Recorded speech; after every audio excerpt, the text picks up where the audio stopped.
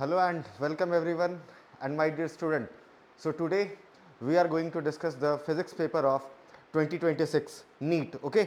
जैसा कि आप लोगों को पता है कि 2025 में पेपर थोड़ा टफ आया था, तो जैसे इस साल के पेपर का जैसे मैंने एनालिसिस करा है तो ये 25 से तो इजी था, but in terms of time management आप बोल सकते हो कि ये 24 से थोड़ा हाइयर लेवल पे था। तो कट ऑफ अगर मैं एक्सपेक्ट करूं तो 25 से तो ऑब्वियसली ज़्यादा ही जाएगा। और कुछ क्वेश्चंस इसके अंदर स्टेटमेंट वाइज क्वेश्चंस ज़्यादा थे, और कुछ क्वेश्चंस ऐसे थे जिसके अंदर कैलकुलेशन आपको करना पड़ रहा था, लेकिन उस कैलकुलेशन के लिए भी कुछ ना कुछ हिडन टेक्निक या ऑप्शन एलिमिनेशन कुछ ना कुछ क्वेश्चन में ऐसा गिवन था जिसके बेसिस पर आप टाइम मैनेजमेंट बिल्कुल आराम से कर सकते थे। तो आइए शुरू करते हैं। जैसे क्वेश्चन नंबर 1 से शुरू करूं तो क्वेश्चन नंबर 1 में गिवन है a 100 turn closely wound circular coil of radius this has a magnetic field। अच्छा, मैग्नेटिक फील्ड गिवन है और करंट पूछा है और मैग्नेटिक मोमेंट पूछा है। तो ऐसा क्वेश्चन डायरेक्टली फॉर्मूला अगर मैं सेंटर की बात करूं तो सेंटर पे कितना होता है, mu not I upon 2r। तो नंबर ऑफ टर्न्स अगर गिवन है तो मैग्नेटिक फील्ड कितना हो जाएगा, mu naught number of turns I upon 2 into r. Value उठा करके पुट कर दो, बी की वैल्यू कितनी है 3.14 इंटू 10⁻³ और अगर देख रहे हो तो ये पाई की वैल्यू गिवन है, ऑटोमेटिकली कैंसिल आउट हो जाएगा। म्यू नॉट की जगह रख दोगे 4 pi into 10⁻⁻7। Number of turns कितने 100, तो उसकी जगह 10⁻² लिख सकता हूँ। आई की वैल्यू निकालनी है अपॉन 2 और आर की वैल्यू कितनी है 5 सेंटीमीटर, दैट इज 5 इंटू 10⁻⁻2। ऐसा ही मैं कन्वर्ट कर लिया। अब देखो यहाँ से अगर मैं इसको कैंसिल आउट करूँ तो ये क्या हो जाएगा, कैंसिल आउट 2 इंटू 5 10, एक 10 कैंसिल आउट हो गया। तो इधर क्या बचा हुआ है, सिर्फ आई, बाकी सारे टर्म को इधर भेज दो। तो I will be equals to 10⁻³ और 10⁻²। तो कितना हो जाएगा 10⁻⁻5। और इधर से क्या आ जाएगा, एक 10 ये, तो 10⁻⁻6, 4 इंटू 10⁻⁻6। तो ऊपर चला गया 6 - 5 1 4/10, दैट इज 2.5 एम्पियर। अब सेकंड पार्ट इसी क्वेश्चन में क्या पूछ रखा है, मैग्नेटिक मोमेंट। तो मैग्नेटिक मोमेंट क्या होता है, करंट इनटू एरिया। करंट कितना है 2.5 और एरिया कितना हो जाएगा, area pi into r square. Pi की वैल्यू उठा करके पुट करिए और आर स्क्वायर की वैल्यू पुट कर दीजिए, कुछ नहीं करना है, सीधा सीधा आपको आंसर दिख जाएगा। That will be approximately, value उठा करके पुट करोगे area pi r, that is 5 into 10⁻⁻2 का स्क्वायर और नंबर ऑफ टर्न्स कितने 100। मल्टीप्लाई कर लोगे तो वैल्यू उठा करके सब पुट कर दोगे तो अप्रोक्सीमेटली मिल जाएगा 2 ampere metre square. That is option number 1। आ जाइए question number second. Question number second बहुत सिंपल सा है। E equals to h mu, ये किसकी एनर्जी होती है भाई, फोटोन की। तो ए का मिल गया, ए का मिल गया फोर्थ, 2 3 ऑप्शन में। तो फर्दर चेक करते हैं, डिफ्रैक्शन एंड इंटरफेरेंस ये क्या बताता है, wave nature of, sorry A का 4 और बी का 3rd, ये एनर्जी ऑफ फोटोन। और lambda equals to h upon p, ये कौन सा हो जाएगा, डी ब्रॉगली वेवलेंथ। तो सी का 1, सी का 1 एक में ही दिख रहा है, option number 1। Third, the current in the I, current I in the circuit shown below is. अब करंट अगर पूछा है तो अगर ये पॉजिटिव और ये नेगेटिव टर्मिनल है तो ये और ये फॉरवर्ड बायस हो जाएंगे और ये किस में चले जाएंगे, रिवर्स बायस। मतलब इस दोनों का कोई काम नहीं है। अब फर्दर अगर आप देखोगे तो करंट किसके किसके थ्रू जा रहा है, इसके और इसके अक्रॉस। तो ये दोनों किसके अंदर है, हो गए पैरेलल। तो इन दोनों का मिला करके मैं लिख सकता हूं, सॉरी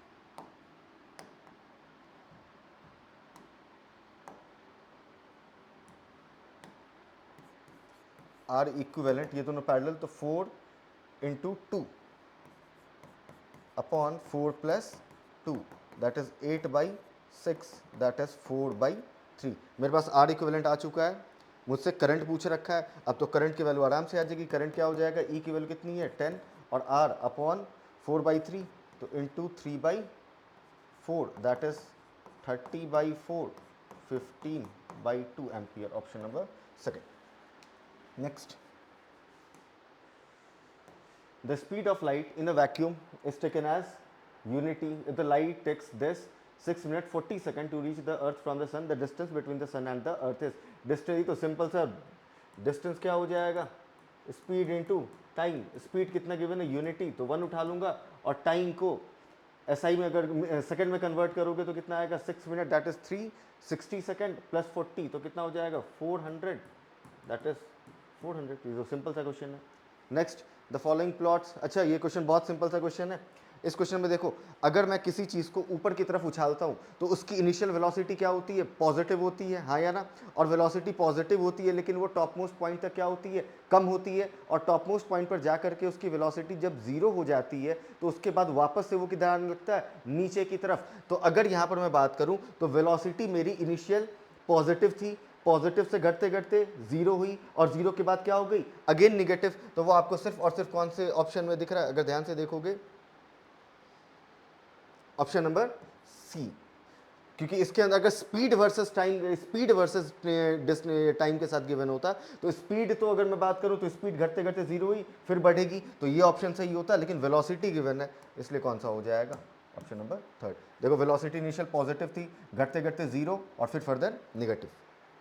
नेक्स्ट, तो सी ओनली इसका हो जाएगा। Sixth,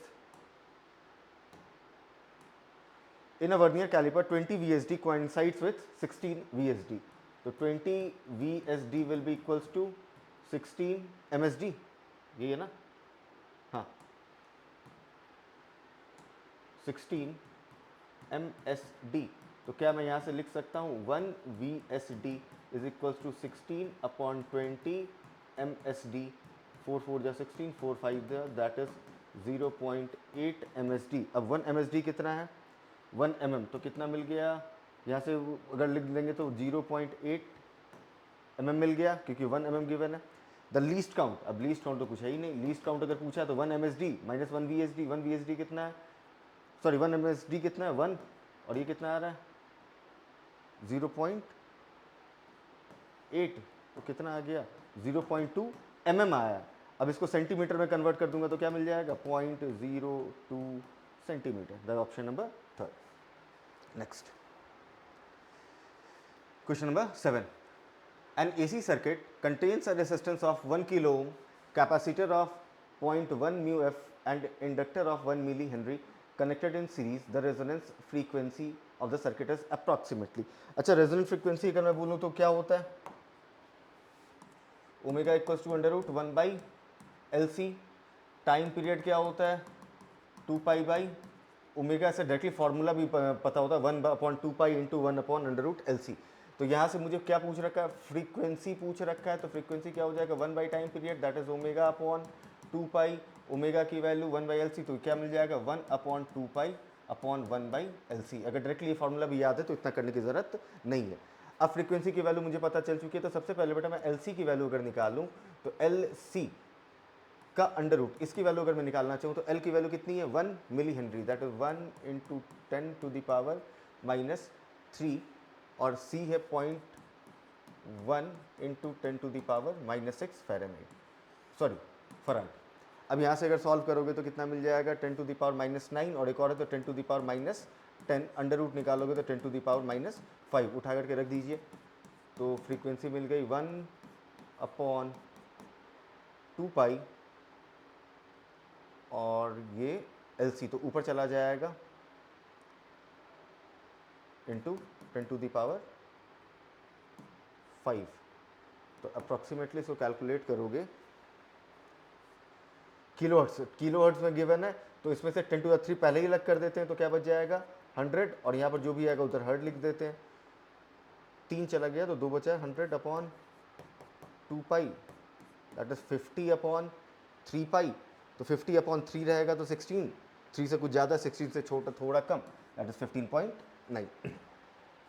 next, the figure given below shows a long straight solid wire, long straight solid wire, अच्छा लॉन्ग सॉलिड स्टेट वायर है तो क्या अंदर की तरफ करंट इंक्लोज होगा, अंदर की तरफ अगर करंट इंक्लोज होगा तो अंदर की तरफ मैग्नेटिक फील्ड जीरो नहीं होगी, अगर अंदर ये हॉलो रहता तो अंदर कोई भी करंट इंक्लोज नहीं होता तो अंदर मैग्नेटिक फील्ड भी नहीं होती, तो ऑब्वियसली ये तो डायरेक्टली ग्राफ पढ़ते ही हो, तो अंदर की तरफ magnetic field will very directly proportional, and after that this, option number 1।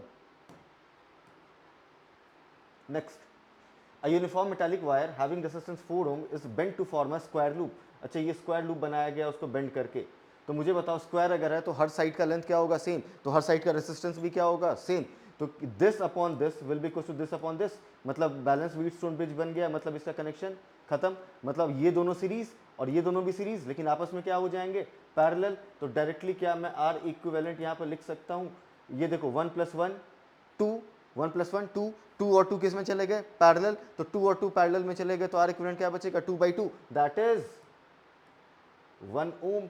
और मुझे क्या पूछ रखा है, करंट, करंट क्या हो जाएगा, E/R, that is 2/1, that is 2 ampere. तो देख रहे हो ये सब क्वेश्चन तो होने चाहिए, सिंपल से क्वेश्चन है।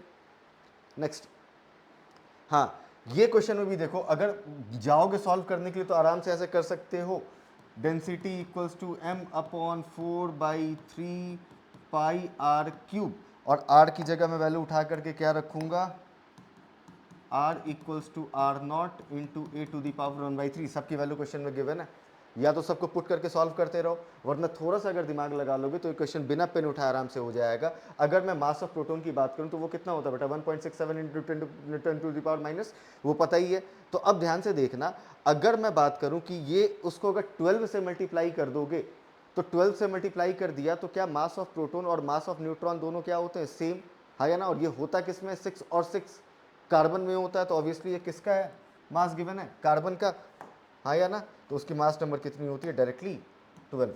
शॉर्ट या तो वैसे भी कर सकते हो, वरना थोड़ा सा अगर दिमाग लगा लेते तो ऐसे भी हो सकता था। Next, rectangular wire loop of side 8 centimetre and 3 centimetre, इसको हटा देता हूँ, and 3 centimeter with a small cut is moving out of a region of uniform magnetic field of this that is normal to the plane of the loop, the EMF developed across the cut if the velocity of the loop is this। देखो कुछ ऐसा question अगर मैं उठा लूं,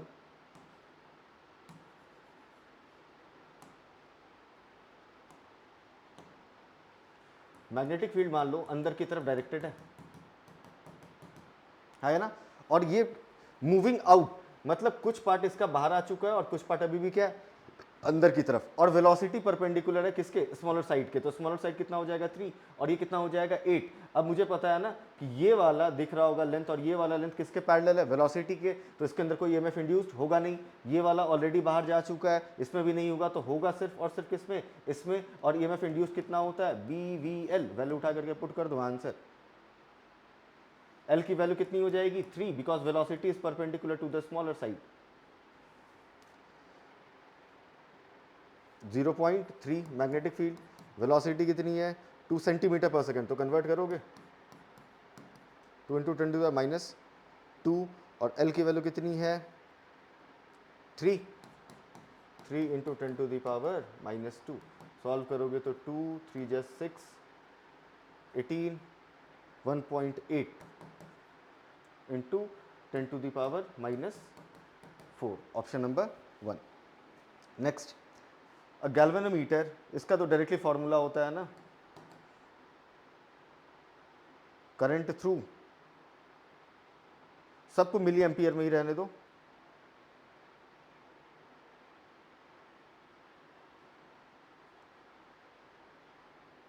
IG कितना है 1 milli ampere, milli ampere में ही रहने दो, कोई दिक्कत नहीं है, और IG कितना है 100/I I कहाँ गया 0 to 10 एम्पियर गिवन है, तो 10 एम्पियर को मिली एम्पियर में कन्वर्ट करोगे तो 10,000 बन जाएगा, और उसके अंदर करंट कितना IG, that is 1 milli ampere, तो और इसको सॉल्व करोगे तो नीचे तो वैल्यू में कोई चेंज आएगा नहीं, तो अप्रॉक्सीमेटली कितना आ जाएगा 100/10,000, तो कैंसिल 0.01 ओम, डायरेक्टली फॉर्मूला होता है ना, shunt resistance IG into G/I - IG। Next, in young double slit experiment using monochromatic light of wavelength lambda, the intensity of a light on the point, अच्छा इसका तो directly formula I equals to I0 क्या होता है, I equals to I0 sorry 4I0 cos square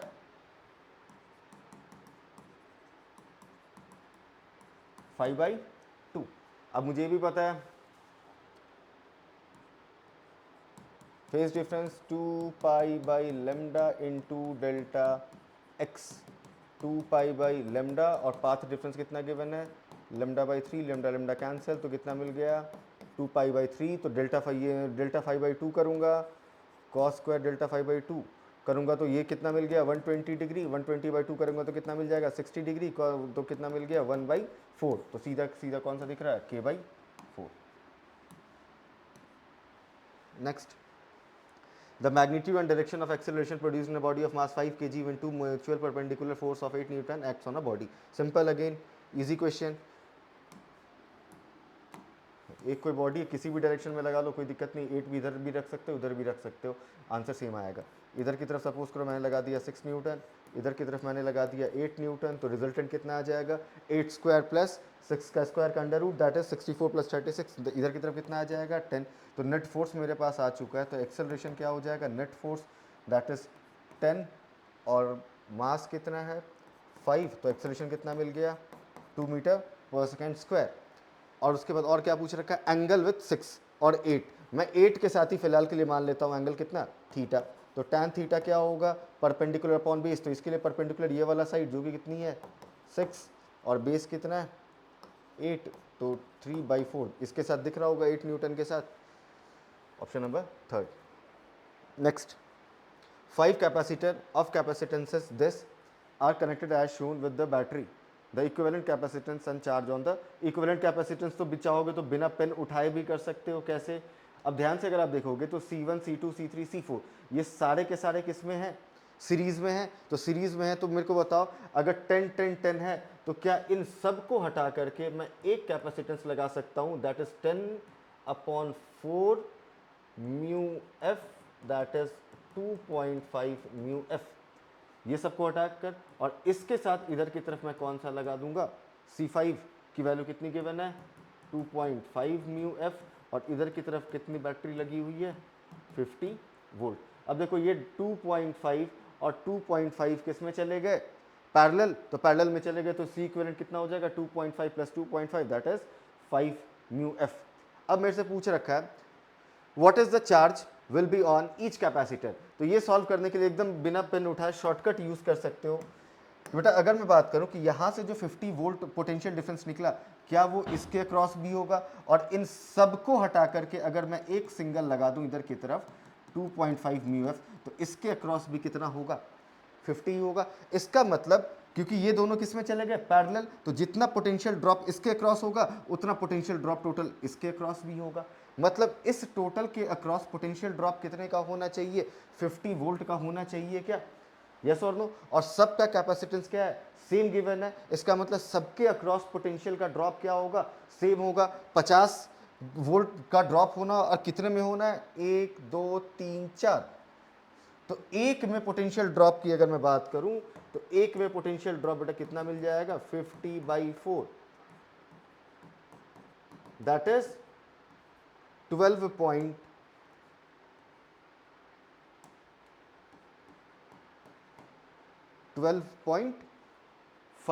volt का सब में होगा। क्लियर है। अब इसके क्रॉस में बात करूं, इसके क्रॉस पोटेंशियल ड्रॉप कितने का हुआ 12.5 का, इसके क्रॉस पोटेंशियल ड्रॉप कितने का 12.5 का, तो Q की वैल्यू क्या हो जाएगी C इंटू वी, मल्टीप्लाई करोगे तो 125 किसके क्रॉस आ गया इसके क्रॉस, और इसका भी कितना है 2.5 ही आया है ना 2.5 ही है, कहाँ गया 2.5, और पोटेंशियल ड्रॉप कितने का हो रहा है 50 का, मल्टीप्लाई करोगे तो इसके क्रॉस भी उतना ही आएगा, तो सबके क्रॉस कितने का आएगा 125 म्यू कूलम। नेक्स्ट, अच्छा नेक्स्ट क्वेश्चन देख लो, ऐसा पढ़े होगे नोट्स के अंदर कोई चेंज ऐसा सच होता नहीं है। देखो गैल्वेनोमीटर अगर मुझे बनाना होगा तो मैं कैसे बनाऊंगा, नंबरिंग किसी भी कर लेना,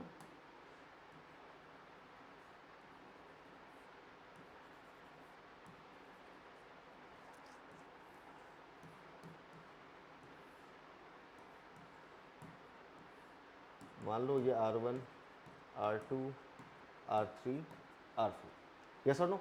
अब ऐसे ही तो गैल्वेनोमीटर बनाते हैं, अब सोचो कि इसी को हटा करके मैं कुछ ऐसा बना दूं नंबरिंग वही रखकर,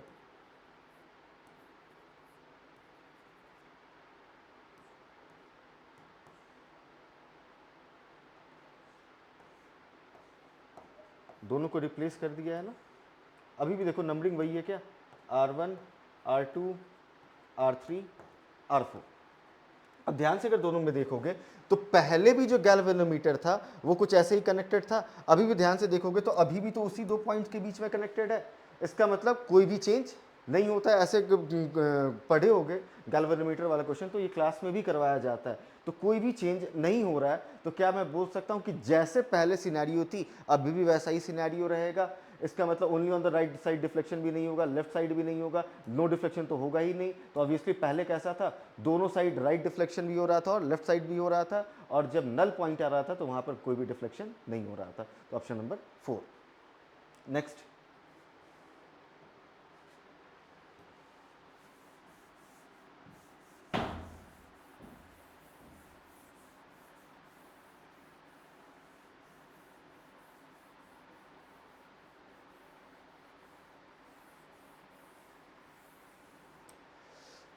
the power of a crane which lifts a mass of 1000 kg to a height of 20 metre in 10 second. तो पावर क्या होता है, वर्क डन बाई टाइम, और वर्क डन कितना हो जाएगा, mgh।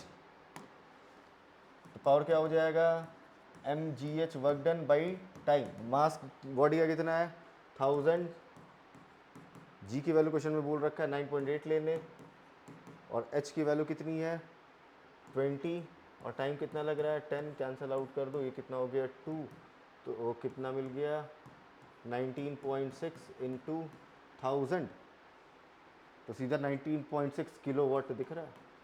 अगर ये तो आंसर आएगा वाट में, 10⁻³ ले जाओगे तो किलो वाट ये रहा। नेक्स्ट, जैसे ये वाला क्वेश्चन था, अगर कोई फॉर्मूला तुमको नहीं भी एक दो याद है तो भी आराम से कर सकते हो। सबसे पहले अगर मैं यंग्स मॉडुलस की बात करूं तो वो क्या होता है, FL upon A delta L। एक ही ऑप्शन में दिख रहा है, अब देख लो A का 2 सिर्फ एक ही ऑप्शन में दे रखा है, तो ऑप्शन नंबर 4। बाकी फॉर्मूला अगर याद है तो बहुत अच्छी बात है, नहीं भी याद है तो डायरेक्टली टिक कर सकते थे। तो इसको, ये सब क्वेश्चन को तो मतलब फ्री के मार्क्स से आराम से लेना था। Next, in a convex lens a ray of light emanating from the object parallel to the appears. अच्छा, फर्स्ट प्रिंसिपल एक्सिस और सेकंड प्रिंसिपल एक्सिस के लिए तरीका क्या होता है, सपोज करो ये, sorry, suppose that we are a convex lens है और हमारे पास कॉनकेव लेंस है, हाँ या ना। तो सेकंड फोकस के लिए क्या देखा जाता है, आफ्टर रिफ्रैक्शन वाला रे। तो आफ्टर रिफ्रैक्शन या तो वो किसी पॉइंट से पर जा करके वो मीट करेगा, या तो आफ्टर रिफ्रैक्शन वो रेस किसी पॉइंट से ऑरिजिनेट होती हुई दिखेगी। फॉर एग्जाम्पल, अगर मुझे इसमें आफ्टर रिफ्रैक्शन की बात करूं तो इसमें आफ्टर रिफ्रैक्शन ये इस पॉइंट पर मिलेंगी, और इसके अंदर मैं बात करूं तो आफ्टर रिफ्रैक्शन ये इस पॉइंट से आती हुई दिखेगी। तो ये हो गया इसका सेकंड फोकस, और ये हो गया इसका second focus in a concave lens. अब ये कॉनकेव लेंस गिवन है, यस और नो, तो यहां पर क्या डाइवर्ज होता हुआ दिख रहा है, option number 2। Next, a thin wire of length L and linear mass this is meant to a circular ring. अच्छा चलो इसको करते हैं। इसको करने के लिए अगर मैं बात करूं कि हमारे पास कोई रिंग है जिसका मास m है, तो इस एक्सिस के अबाउट उसका मोमेंट ऑफ इनर्शिया मान लो iz की वैल्यू मैं लिखूं तो वो कितना हो जाएगा m इंटू आर स्क्वायर। अब अगर मैं ये ix और iy निकालना चाहता हूं तो क्या दोनों सेम हो जाएगा, ix प्लस iy की वैल्यू कितनी हो जाएगी एम आर स्क्वायर, और दोनों सेम है तो कोई सा भी उठा लो। तो मैं अगर मान लो उठा लेता हूँ IYY, दैट इज ये एक्सिस, तो वो कितना हो जाएगा एम आर स्क्वायर बाई 2। तो अगर मुझे इस एक्सिस के अबाउट चाहिए तो इस एक्सिस के अबाउट इनर्शिया कितना हो जाएगा, पैरेलल एक्सिस थ्योरम इसके अबाउट कितना है M R square by 2 plus ये डिस्टेंस कितना है आर के बराबर, that is M R square, तो कितना मिल जाएगा 3 एम आर स्क्वायर बाई 2। अब बात आती है कि ये जो रिंग बना है ये एक एल लेंथ के वायर से बना है जिसकी लीनियर मास डेंसिटी कितनी है m। तो इस m की जगह क्या मैं m इंटू एल रख सकता हूं टोटल मास। अब नेक्स्ट आ जाओ, मुझे r की वैल्यू भी नहीं पता है, तो मुझे बताओ क्या मैं बोल सकता हूं टोटल लेंथ जो इसका होगा l that will be equals to 2 pi into R. तो यहां से r की वैल्यू कितनी मिल जाएगी l अपॉन 2 पाई, m की वैल्यू ये और r की वैल्यू ये उठा करके यहां रख दीजिए, तो क्या मिल जाएगा 3ml इंटू एल बाई 4, कहाँ गया हाँ m into R, L by 2 pi, तो इसका स्क्वायर 4 पाई r² इंटू 8, तो कितना मिल जाएगा 3/8 ml³ 3/8 ml³ और पाई स्क्वायर, तो option number 1. Next, each side of a metallic cube of this is measured to be 9 centimeter. Keeping the significant figure in the view, the density of the material can be represented. अच्छा, ध्यान से अगर आप देखोगे तो significant figure में क्या होता है कि अगर दो नंबर डिवाइड हो रहे हैं या मल्टीप्लाई हो रहे हैं, तो जिस नंबर में minimum number of significant figure होगा उसी को कंसीडर किया जाएगा. अब देखो, इस क्वेश्चन को आप चाहते ना तो बिना सॉल्व किए भी कर सकते थे. जैसे इस क्वेश्चन में सबसे maximum number of significant figure किसमें गिवन है, इसमें गिवन है, तो ऑब्वियसली अब मतलब पूरा डिजिट वाइज तो ये आएगा. अब मुझे सिर्फ और सिर्फ क्या चेक करना है, नंबर ऑफ सिग्निफिकेंट फिगर. तो आप ध्यान से देखोगे तो इसका क्यूब अगर मैं करूंगा तो ये 9.0 इंटू 9.0 आएगा. तो 9.0 में सिग्निफिकेंट फिगर कितने हैं, 2. लेकिन ऊपर वाले में बात करूं तो सिग्निफिकेंट फिगर 2 से क्या है, ज़्यादा. तो फाइनल आंसर में सिग्निफिकेंट फिगर कितने रहने वाले हैं, 2 ही रहने वाले हैं. तो ये दोनों तो ऐसे ही रिजेक्ट हो गया, बचा ये और ये. अब आप ध्यान से चेक करोगे कि अगर इसको 2 सिग्निफिकेंट फिगर में ले जाना है तो ऑब्वियसली यहीं तक कहानी ड्रॉप करनी पड़ेगी. तो बचा कौन, 5 4, तो वो 50 से ज़्यादा है तो मतलब 1 से बढ़ा दोगे तो बच जाएगा कौन, ऑप्शन नंबर 4. अब यही सब बोल रहा था कि इसके अंदर अगर कैलकुलेट करने के लिए जाओगे तो कंफ्यूज कर जाओगे, तो थोड़ा बहुत ट्रिक लगाना था इसके अंदर. नेक्स्ट आ जाइए. For a travelling harmonic wave Y X T is given as this. अच्छा, तो ये क्या हो जाएगा, इसको कंपेयर कर सकते हैं ओमेगा टी के एक्स, और ये क्या हो जाएगा फाई. तो 2 पाई को अगर मैं अंदर भेज दूं तो ध्यान से देखो k की वैल्यू क्या हो जाएगी, क्या मैं लिख सकता हूं k इक्वल्स टू 2 पाई को अंदर भेजो, 2 पाई इंटू 0.0080 और x के एक्स समझ आ गया. अब k की वैल्यू होती कितनी है, 2 पाई बाई लेमडा. 2 पाई से 2 पाई कैंसिल, तो क्या मेरे पास 1 बाई लेमडा की वैल्यू आ गई 0.0080. फिर आगे आ जाओ. The phase difference between the oscillatory motion of 2 points separated by distance 0.5 metre. कुछ दिक्कत वाली बात नहीं है.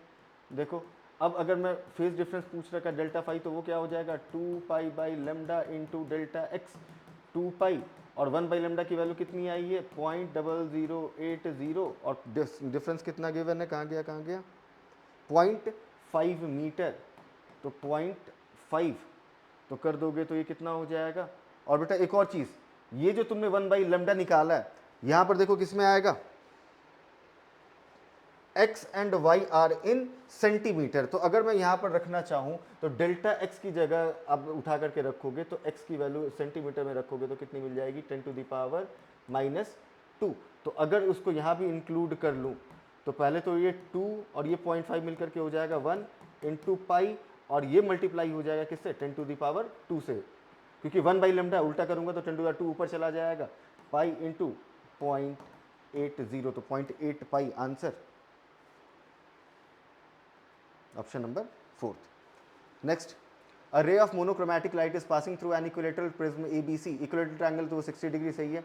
The refracted ray, अच्छा रिफ्रैक्टेड रे पैरेलल हो गया, तो पैरेलल हो गया और इक्विलेटरल है, तो क्या मैं बोल सकता हूँ ये एंगल और ये एंगल भी क्या होंगे सेम. तो ऑटोमेटिकली क्या ये R1 सॉरी क्या ये R1 और ये R2 भी क्या हो जाएंगे सेम.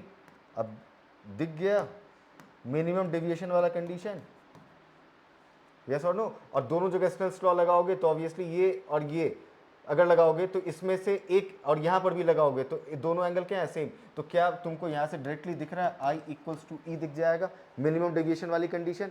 तो मुझसे क्या पूछ रखा है एंगल ऑफ डेविएशन, तो वो क्या हो जाएगा I प्लस E माइनस ए, और I प्लस E दोनों सेम है. I की वैल्यू कितनी गिवन है 50 डिग्री, तो 50 प्लस 50 कितना हो जाएगा 100, और एंगल ऑफ प्रिज्म कितना है 60, तो कितना हो जाएगा 40 degree. Option number first. Next, ये भी क्वेश्चन सिंपल था. Next, in a circuit shown below the voltage appearing across the diode D will be of the form. अच्छा देखो, यहाँ से अगर मैं अल्टरनेटिंग करंट दे रहा हूँ तो हाफ साइकिल में ये क्या हो जाएगा रिवर्स बायस, और हाफ साइकिल में क्या हो जाएगा, फॉरवर्ड बायस। तो जब ये फॉरवर्ड बायस होगा तब मुझे क्या देखने को मिलेगा, वोल्टेज देखने को मिलेगा, और अदर हाफ में वोल्टेज या पावर देखने को नहीं मिलेगा। तो अगर मैं बात करूं तो इसमें दोनों हाफ में देखने को मिल रहा है, इसमें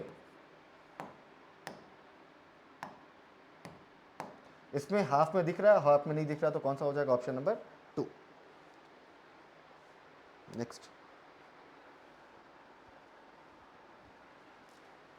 for a simple pendulum having time period T the variation of kinetic energy with time. ये भी क्लास में पढ़े होगा, डायरेक्टली अगर मैं बता भी दूं तो जैसे देखो पेंडुलम बेटा जब चलना शुरू करता है तो जब वो एम्पलीट्यूड में पॉजिटिव ए पर रहता है तब उसकी रफ्तार क्या होती है, जीरो, हाँ है ना। फिर वो जीरो कितने टाइम के बाद होगी, तो देखो ध्यान से, यहां से चलते चलते चलते जब ये इस एक्सट्रीम एंड पर आएगा तो टाइम पीरियड का कितना लगा, हाफ, और वेलोसिटी कितनी हो गई, जीरो। फिर अनदर में क्या जाएगा, फिर जीरो, और जब वो मीन पोजीशन पर होगा तब उसकी वेलोसिटी क्या होगी, मैक्सिमम। काइनेटिक एनर्जी भी क्या होगी, मैक्सिमम। मतलब अगर मैं बोलूं कि अगर उसका frequency of the oscillation F है तो काइनेटिक एनर्जी और पोटेंशियल एनर्जी की फ्रीक्वेंसी कितनी होती है, 2f।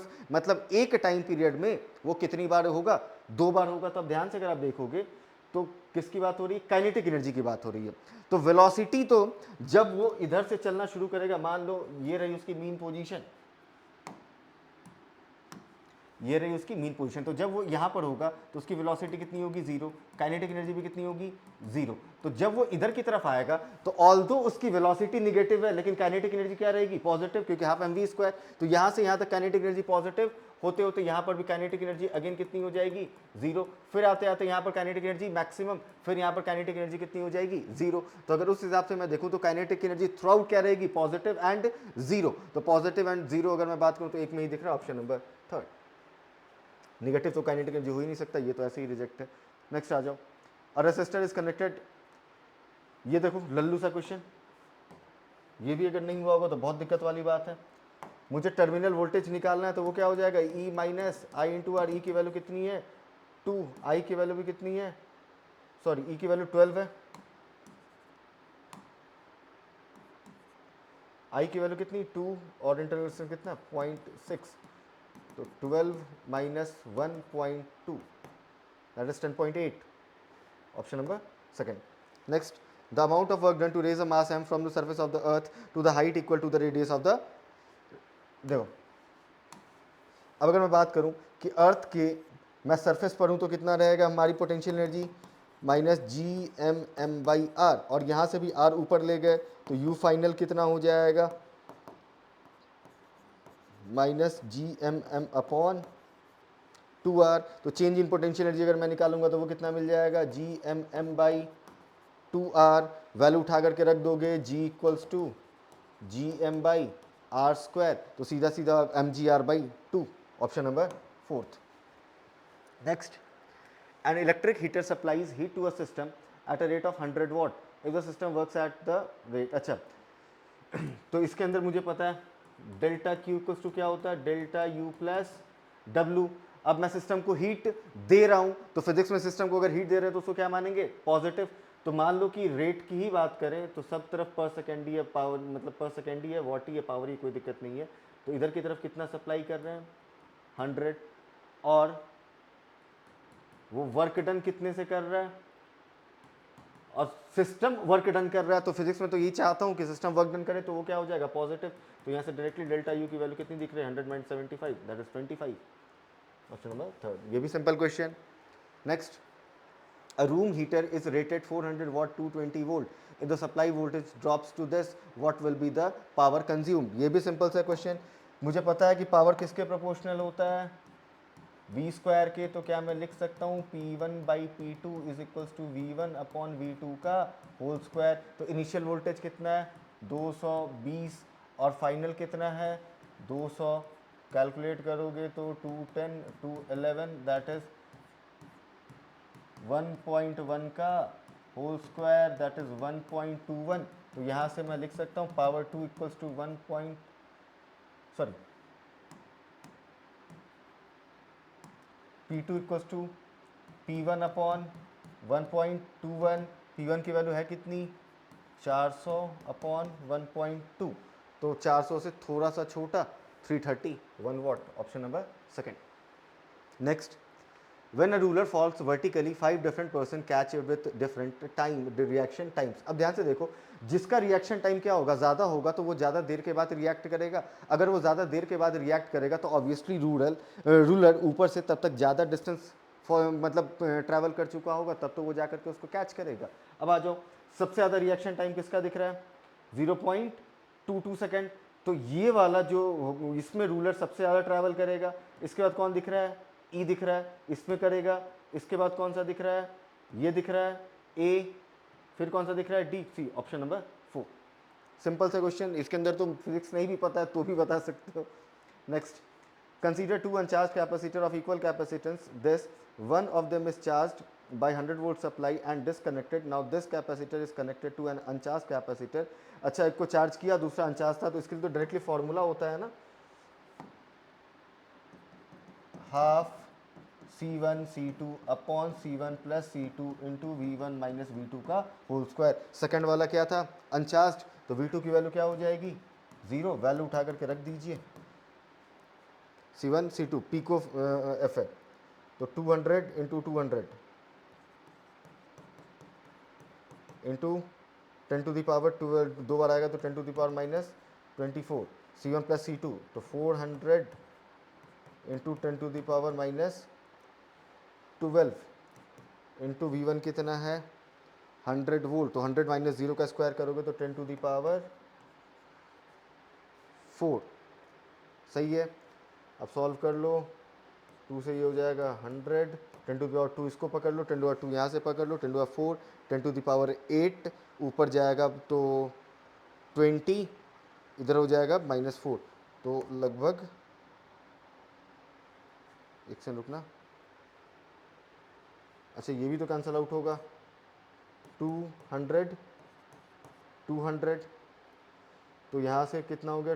10 to the power 4, 10 to the power 8, और इधर कितना बच गया? 10 टू द पावर माइनस 16. ऊपर की तरफ चला गया, यहाँ से 12 उठा लो, 10 टू द पावर 12 अपॉन 200, तो 10 टू द पावर -4. और ये भी 2 वाला भी चला जाएगा, तो कितना बच जाएगा? 1/2 को जगह रख दो 0.5, और कितना हो जाएगा? 10 टू द पावर -6. ऑप्शन दिख रहा है क्या? Option number second. Next, Savita, 11th standard student, while conducting an experiment to determine effective length of a simple pendulum, notes down the data of the time increment T oscillation as 60 second and hence. देखो, इस question को चाहोगे तो बिना pen उठाए भी कर सकते हो. कैसे लॉजिक से? ध्यान से देखो, 30 ऑसिलेशन वो कितना कर रहा है? 60 सेकेंड में. तो एक ऑसिलेशन होने में कितना टाइम लगेगा? ध्यान से देखो, लिखना चाहो तो लिख भी सकते हो. 30 ऑसिलेशन में कितना लग रहा है? 60 सेकेंड. तो 1 ऑसिलेशन में कितना लगेगा? 2 सेकेंड. अब 2 सेकेंड जैसे ही सुन रहे हो टाइम पीरियड, तो तुमको नॉर्मल पेंडुलम, सिंपल पेंडुलम याद आ रहा है, हाँ या ना? तो अगर उस पेंडुलम की बात करूँ तो मैं उस पेंडुलम की लेंथ होनी कितनी चाहिए? 1 मीटर. तो डायरेक्टली भी वहाँ से देखोगे तो 1 मीटर टिक कर सकते हो. वरना चाहोगे तो आंसर ऐसे भी निकाल सकते हो कि time period equals to 2π√L/g. ऐसे भी निकाल सकते हो, कोई दिक्कत वाली बात नहीं है. सबकी वैल्यू गिवन है, बोथ साइड स्क्वायर कर दो. T² 4π² into L/g. यहाँ से वैल्यू उठा करके रख देना, सीधा आंसर मिल जाएगा एल की वैल्यू. वरना अगर इस क्वेश्चन में लगाते दिमाग तो ऐसे भी कर सकते थे. Next, the peak value of an AC is 5 ampere and the frequency is this. How long will the current starting from 0 take to. अच्छा, इसमें 0 से स्टार्ट हो रहा है, या करंट किसी भी टाइम टी पर फॉर्मूला क्या होता है? I equals to I not, sorry,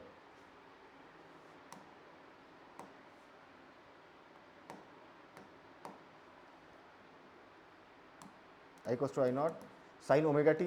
omega की जगह 2πf इंटू टी. आई की वैल्यू कितनी हो गई? ये पीक पहुंच गया, तो क्या आई और आई नॉट कैंसिल आउट हो जाएगा. तो कितना बच जाएगा? Sine 2πft equals to 1. तो यहाँ से दिख रहा है 2πf इंटू टी की वैल्यू क्या हो जाएगी? π/2. 90 पर ही तो 1 होता है. तो यहाँ से मुझे क्वेश्चन में पूछा गया टाइम, तो टाइम पाई से पाई क्या हो जाएगा? कैंसिल. टाइम कितना हो जाएगा? 1/4 इंटू एफ की वैल्यू कितनी है? 60. तो 1/240. Option number 1. Next, in interference and diffraction the light energy is redistributed. It reduces in one region producing a dark fringe, it increases in another region producing a bright fringe. बिल्कुल सही है. तो ये होता क्यों भाई? तो एनर्जी रीडिस्ट्रीब्यूट होती है एक में ज़्यादा, क्योंकि बिकॉज वहाँ पर कौन सा कंस्ट्रक्टिव इंटरफेरेंस होता है, और एक जगह कम जाके जहाँ पर क्या होता है डिस्ट्रक्टिव इंटरफेरेंस. अपना ए स्टेटमेंट क्या है? As there is no gain और loss of energy these phenomena are consistent with the principle. बिल्कुल सही, जितना एक में कम होता है उतना ही दूसरे में बढ़ता है. Second, diffraction and interference are characters exhibited only by light waves. नहीं, साउंड वेव में भी होता है. तो बी क्या है? रॉन्ग. तो ओनली ए क्या हो जाएगा? ट्रू. ऑप्शन नंबर 1 सीधा दिख रहा है. Next, a box of mass 15 kg is kept on the floor of a stationary trolley. The coefficient of static friction between the box and the trolley is 0.12, keeping the box in stationary state over the trolley.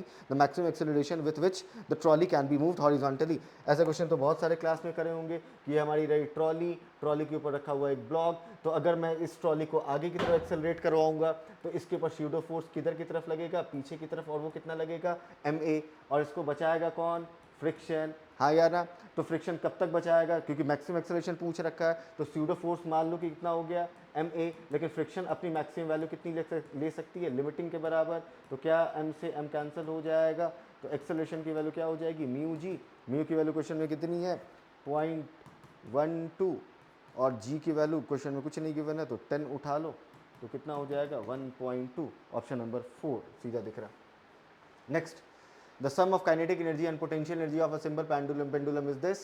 अच्छा, sum of kinetic energy और sum of potential, sorry, दोनों का summation given है. तो total energy कितनी होगी? 0.02 joule. और पूछा कहाँ पर है?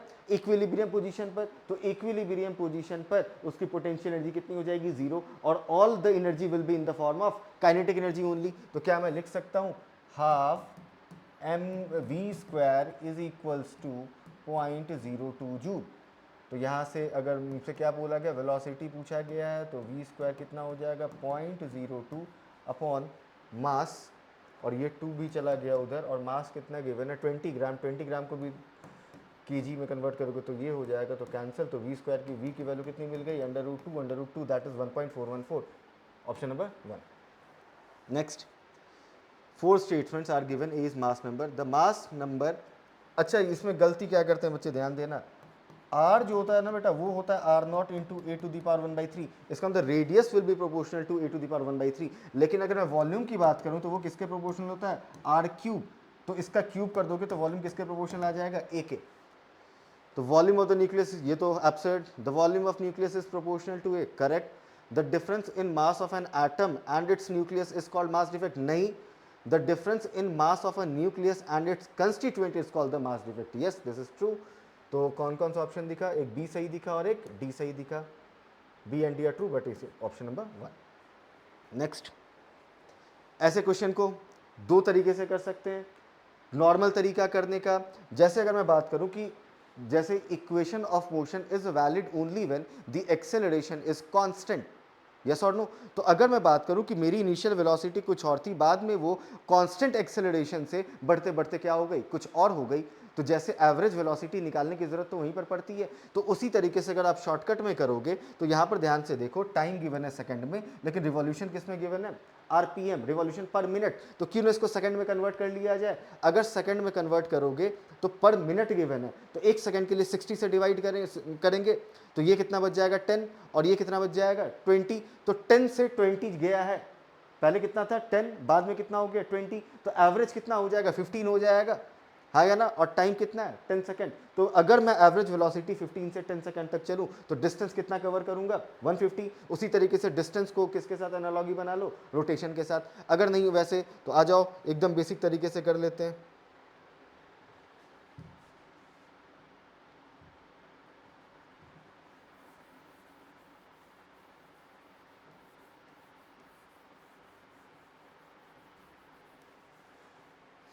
बेसिक तरीके से करोगे तो ओमेगा इनिशियल क्या लिखोगे? कितना है? 600 रिवॉल्यूशन पर मिनट. तो एक रिवॉल्यूशन में कितना होता है? 2 पाई. तो 600 इंटू 2 पाई रेडियन हो गया पर मिनट. तो एक मिनट, तो एक सेकंड में कितना हो जाएगा? Divided by 60, that is 20 pi radian पर सेकेंड। ओमेगा फाइनल सिमिलरली निकालोगे तो 1200 इंटू 2 पाई डिवाइडेड बाई 60 कितना हो गया 40 पाई रेडियन पर सेकेंड। तो v equals to u plus 80, तो omega final that is 40 pi, omega initial that is 20 pi by 10, ये क्या वैल्यू मिल जाएगी अल्फा की, तो कितना मिल गया 20 by 10 that is 2 pi radian पर सेकेंड स्क्वायर। है ना। अब मैं एक बात करूँ s की, तो s क्या हो जाएगा v square equal to U square वाला फॉर्मूला लगा लो, v square that is 40 pi का स्क्वायर माइनस 20 पाई का स्क्वायर अपॉन 2 इंटू इधर क्या एक ये क्या आ जाएगा अल्फा इक्वल्स टू क्या हो जाएगा s, तो 40 plus 20 60 pi, 40 minus 20 pi upon 4 pi equals to s, तो 4 5 कैंसिल, तो कितना मिल गया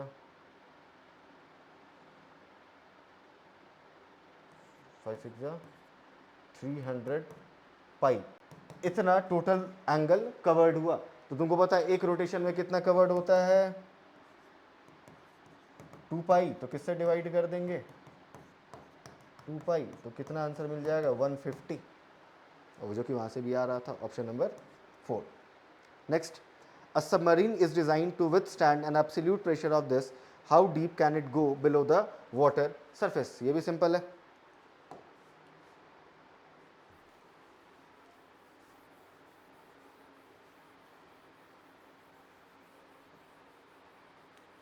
जब सबमरीन किसके अंदर गया वाटर के अंदर, तो उसके ऊपर कौन कौन सा प्रेशर लगेगा, एक atmospheric pressure plus pressure due to the water, तो वहां पर प्रेशर कितना हो जाएगा P ATM plus sorry rho GH, yes और नो। और उतना वो विथ स्टैंड कितना कर सकता है 100 ATM, तो P ATM 1 ATM, तो उसको उधर भेज दोगे तो क्या मिल जाएगा rho GH is equals to 99 ATM, yes और नो। मुझसे पूछा गया है हाउ डीप, H की वैल्यू उठा करके रख दो 99 ATM that is 10 to the power 5 आ जाएगा, क्योंकि यहाँ पर गिवन है, अपॉन G की वैल्यू भी बोल रखा है 10 लेने के लिए, और रो की value 1000 that is 10 to the power 3, तो 10 टू द 4 बच जाएगा एक जीरो, तो कितना हो जाएगा 990 मीटर, ऑप्शन नंबर 4। नेक्स्ट,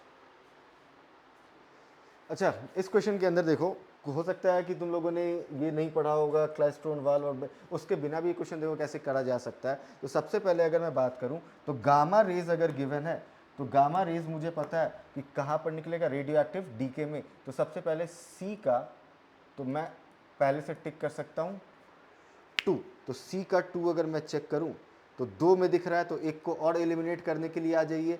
अगर मैं बात करूँ विजिबल लाइट की, तो जब एक इलेक्ट्रॉन ट्रांजिशन करती है, हाँ या ना, एक से दूसरे में, तो क्या वो विजिबल वहाँ से जो फोटोन निकलता है या जो एनर्जी निकलती है वो विजिबल रीजन में लाई करती है। फॉर एग्जांपल बार्मर रेज में अगर जा करके देखोगे, तो इसका भी तुम डायरेक्टली टिक कर सकते हो, बी का कौन सा 1, सी का 2 और बी का 1, एक ही ऑप्शन में दिख रहा है, बाकी चेक करने की जरूरत नहीं है। वरना इंफ्रारेड भी आपको पता होना चाहिए, वो कहाँ पर निकलता है vibration of atoms and molecules में, और माइक्रोवेव किस में निकलता है मैग्नेट्रॉन वाल्व के अंदर, तो ऑप्शन नंबर 4। तो कुछ क्वेश्चंस जैसे आपको लग रहे होंगे इधर उधर के, तो थोड़ा बहुत दिमाग अगर इधर उधर लगा लेते, शॉर्ट ट्रिक लगा लेते तो हो सकता था। इसको मीडियम रीजन में डाल सकते हो, क्योंकि हो सकता है कि बाकी जानकारी ना हो। Next, which of the following statements are correct? Inside a conductor the electrostatic field is 0, yes, because all the charge resides on the surface of the conductor. Next, electric field at the surface of a charged conductor does not depends upon its surface charge density.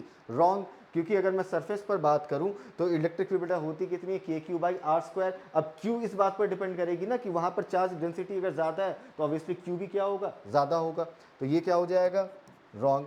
Next, और ये क्या है correct, the interior of a charged conductor can have no excess charge in the static condition, yes, all the charge will be on the surface, तो ये भी क्या है correct।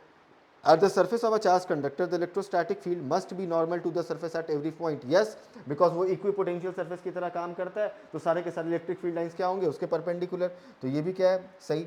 The electrostatic potential is zero, आगे पढ़ने की जरूरत ही नहीं है, जीरो अंदर जीरो थोड़ी होता है, अंदर इलेक्ट्रिक फील्ड जीरो होता है, इस वजह से पोटेंशियल क्या होता है, कांस्टेंट होता है। तो कौन कौन सा ऑप्शन सही दिख गया, ए दिख गया, C and D, option number third. Next, for a metal of work function this, which of the following wavelength of the incident radiation does not give rise to the photoelectric effect। इसके अंदर भी देखो calculation से बचने के लिए क्या छोटा सा शॉर्ट ट्रिक लगा सकते हो बेटा। अगर मैं बात करूं कि जो एनर्जी हमारी इंसिडेंट होगी और वो अगर 6.6 इलेक्ट्रॉन वोल्ट से ज़्यादा होगी तो वो फोटो एमिशन करवा पाएगा। तो उसके लिए याद करो क्या ये इक्वल्स टू क्या होता है, एच सी बाई लेमडा। तो यहाँ पर अगर मैं वैल्यू पुट करके निकालना चाहूँ कि कौन सी एनर्जी का निकलेगा तो अलग अलग वैल्यू और आंसर क्या मिलती है, ध्यान से चेक करते चलना इलेक्ट्रॉन वोल्ट में। तो एच सी की वैल्यू मैंने रखा 1240। तो एक बार जब मैं 50 उठा करके रखूँगा तो ये वैल्यू देखो कितनी निकल कर आएगी, 5 2 ज 10, 5 4 ज, तो ऑब्वियसली 6.6 से तो ज़्यादा ही आ रही है, मतलब ये वाला क्या कर देगा, फोटो इलेक्ट्रिक इफेक्ट करवा देगा। तो फिर 100 के लिए चेक करो, 100 के लिए चेक किया तो 1240 बाई 100, ये भी बेटा कितना आया 12.4, मतलब ये भी फोटो इलेक्ट्रिक इफेक्ट करवा देगा। नेक्स्ट चेक करो किसके लिए, 150 के लिए, तो ये भी देखो 15.8 और उसके बाद भी तो ये भी 6.6 से ज़्यादा है। तो बचा कौन, आगे चेक करने की जरूरत नहीं है, 200 नैनोमीटर पर फोटो इलेक्ट्रिक इफेक्ट नहीं होगा, चेक भी कर सकते हो। 1240 अपॉन 200 210 62 10 6.2, क्या 6.2 6.6 से छोटा है, तो यहाँ पर फोटो इलेक्ट्रिक इफेक्ट नहीं होगा। Next, in the first excited state of hydrogen atom the energy of its electron is this, the radii distance of the electron from the hydrogen in this case is respectively। देखो अगर मैं बात करूँ first excited state given तो n की value कितनी उठाऊंगा 2, और मुझे पता है r की वैल्यू क्या होती है 0.529 n स्क्वायर, तो बाई z हाइड्रोजन तो उसकी वैल्यू कितनी हो जाएगी 1। सॉल्व कर लोगे 4 9 36, 3 4 2 8, 3 11 1 4 5 20 21 2.1,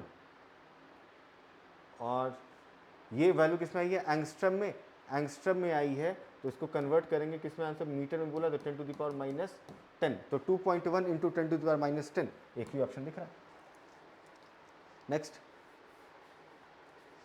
when the forward bias voltage across a PN junction diode increases above a certain threshold voltage, the diode current increases significantly। yes, अगर नी वोल्टेज से ऊपर ले जाओगे तो अचानक से अब्रप्ट इंक्रीज देखने को मिलता है। Next, this current is called reverse saturation current. Reverse कैसे, तो फॉरवर्ड बायस रहेगा भाई, तो फॉरवर्ड बायस है तो रिवर्स कैसे हो जाएगा, तो ये वाला हो जाएगा फॉल्स और ए हो जाएगा ऑप्शन नंबर 2।